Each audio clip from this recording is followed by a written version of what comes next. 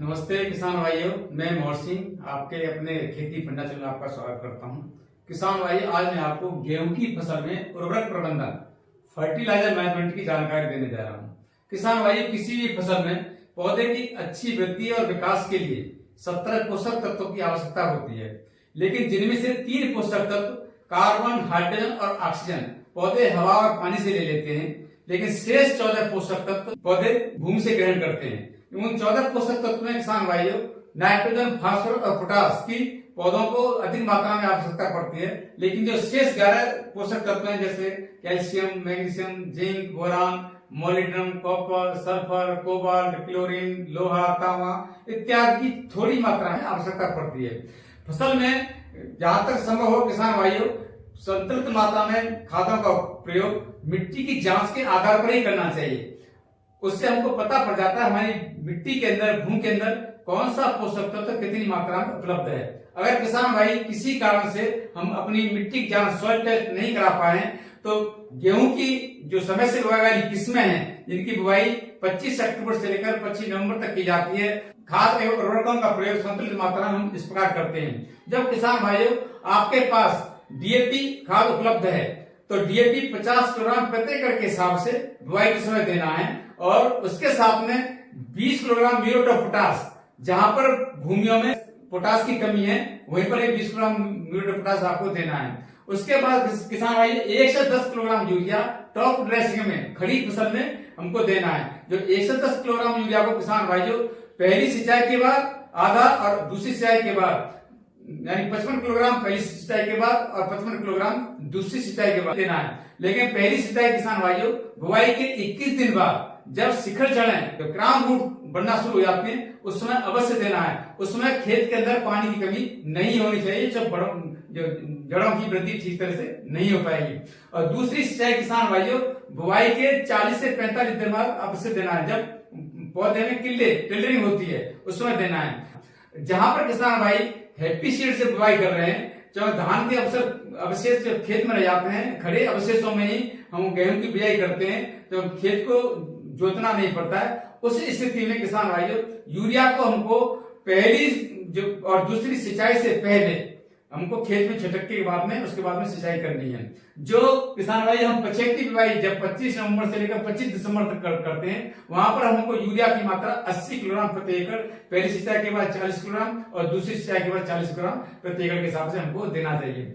अगर किसान भाई हमारे पास डीएपी उपलब्ध नहीं है, जब हमारे पास एनपीके 12-32-16 है जिसके अंदर 12% नाइट्रोजन, 32% फास्फोरस और 16% पोटास होता है, तो उसकी मात्रा 75 किलोग्राम प्रति एकड़ के हिसाब से बुआई के समय हमको देना है। और यूरिया की मात्रा जैसे डीएपी साथ दी थी 1 से 10 किलोग्राम, उसी हिसाब से हमको ड्रॉप ड्रेसिंग के रूप में देना है।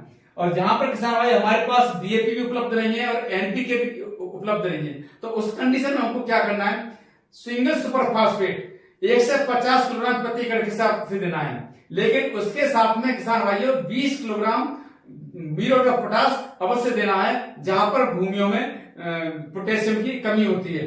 सिंगल सुपर फास्फेट के अंदर किसान भाइयों उसमें 16% फास्फोरस होता है तथा उसके साथ साथ कैल्शियम और सल्फर भी पाया जाता है, जो हमारे पौधों की वृद्धि के लिए बहुत ही आवश्यक होता है। और उसमें किसान भाइयों हमें यूरिया की मात्रा 1 से 30 किलोग्राम देना है, 20 किलोग्राम यूरिया की मात्रा बढ़ाना है। उसमें 40 किलोग्राम हम बुआई के समय देते हैं, लेकिन बुआई के समय ड्रिल में नहीं डालना है। बुआई से पहले जब आखिरी जुताई है उससे पहले खेत में छिड़कने के बाद में तो हमको बिजाई करनी है। यूरिया को बीज के साथ में मिक्स नहीं करना है। और शेष जो मात्रा है 45 किलोग्राम पहली सिंचाई के बाद और दूसरी 45 किलोग्राम दूसरी सिंचाई के बाद आपको देना है।